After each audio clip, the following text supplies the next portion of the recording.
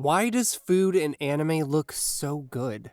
This may be due to a particular phenomenon called sakuga. Sakuga is when a sequence of high-quality shots in anime is used to highlight a specific important scene. Can the high-quality looking food in anime really be called sakuga though? Perhaps it's because we can't smell or taste the food in anime, that it is made to look so delicious. The visuals, paired with the descriptions for each food in the anime Isekai Shokudou, also known for its other name, Restaurant in Another World, phenomenally makes up for the primary senses of food enjoyment.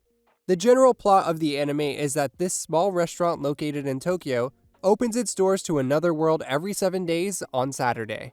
There are elves, dwarves, sorcerers, adventurers, and many other different races in this other world.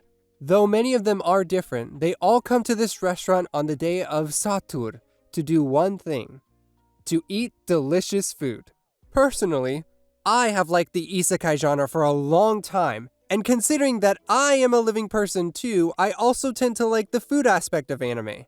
Although the main protagonist, who's only called Master throughout the anime, is not directly transferred and stuck in the other world, it is a good take on the isekai genre. Then there's the point that it wouldn't make sense for people in another world to go to a restaurant if it only had regular dishes. Also, if it only showed up every 7 days. In our world, the freshness of ingredients like seafood or meat seems easy because we have access to these big-ass freezers where we can store them. But in the other world, it's undeniably hard to get a particular dish unless you travel to that specific area. I mean, they don't really have any electricity in their world, considering it's a world that still has adventurers and magic. There ain't no power plants or giant-ass transmission towers in this world. The first and second season of the anime has slightly different themes. The first season has a mysterious aura, while still acting as a slice-of-life anime. Although the central climax of each part of the anime is usually the food that is eaten, the people that eat the food are unique.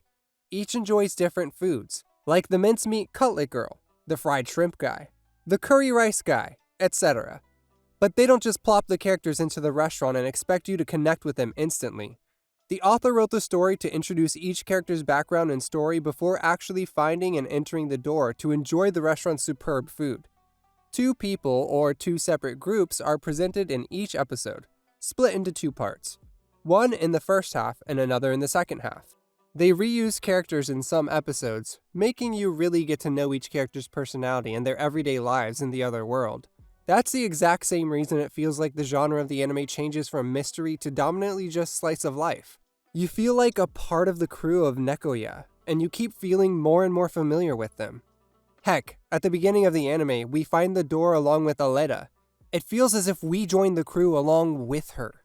I haven't talked about the other crew members yet, have I? First, since I just mentioned her name, I'll speak of Aleda. Aleda is the young demon waitress who starts working at Nekoya at the beginning of this series. She's a happy-go-lucky, sweet girl who was hurt due to her lineage of being a demon. In this universe, demons always have one defining feature that distinguishes them from being a human or another race. Sometimes extraordinary strength comes along with these features. Aleda, however, has the power of any ordinary girl, and her only demonic feature is her goat horns on her head. Before she became a waitress at Nekoya, the only person that worked there for a long time was Master, although it has been said that Grandfather was the one who originally ran the restaurant. And finally, the third and last member of the crew is Kudo. Kudo is part of the dragon species and is known as the Black Dragon. She's part of the 6 pillars of dragons, which you will learn later when watching the anime. When she transforms into a humanoid form, she takes on the appearance of an elf. I really like her design and general color theme. Her long black hair goes excellent with her darker hued maid outfit, and her backstory is fascinating to say the least. When she first sat down after entering the door that connects the worlds, she met Alphonse, who paid for her first meal and her favorite dish, chicken curry. She uses telepathy throughout pretty much the entirety of the anime to communicate. It disturbs people at first, but they get used to it. The anime presents a very comfortable type of atmosphere. Seeing the diners of different races and species put their differences aside to come together to eat Nekoya's great food is very heartwarming.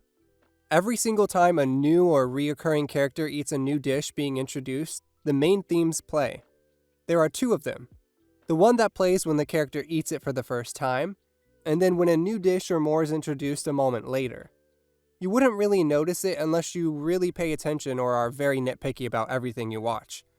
Almost every time it played, as the character on screen ate and described the flavor and experience, I got goosebumps. I feel that the sounds from the food and the background music add to the experience of eating food. When you're at a restaurant in real life and you get, for example, something like a lovely fresh steak on one of those sizzling steak plates, when you hear this sizzling, what do you think of? At that moment, you're thinking about how hot and fresh the steak is and how good it will taste. Sorry for the vegans or vegetarians out there watching this. It's funny how the topic of vegans came up, because the elves in the show can only eat vegan things. That's another great thing about this anime.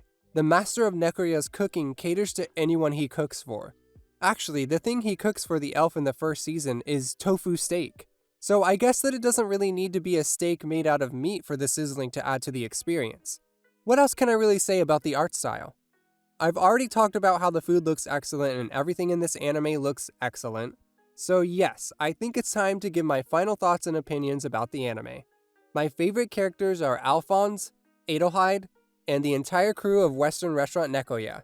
Considering everything, this show was great. I would give this show a 4.5 star rating or a 9 out of 10. Anyways, what do you guys think? If you like cooking anime, then look forward to the future because I might do another review on similar anime. My name is CherryZero, and next time, I'll see you guys.